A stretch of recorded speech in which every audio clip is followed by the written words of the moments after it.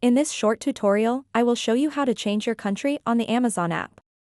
Changing your country setting is necessary if you are traveling or have moved to a different location. It ensures that you have access to the correct currency, shipping options, and local content.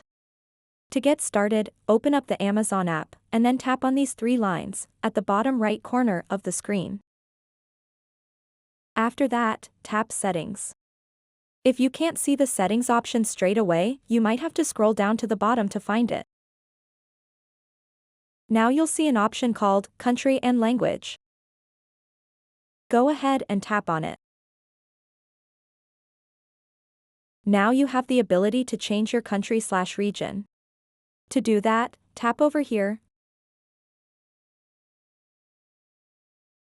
Scroll down this list, tap, and select your desired country.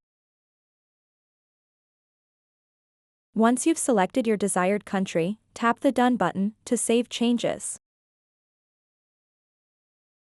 So that wraps up this tutorial. If you have any questions about this whole process, please let me know in the comments section below. And if this video helped you out, please give it a big thumbs up and subscribe to this channel for more tutorial videos like this one. Thank you so much for watching and have a good day.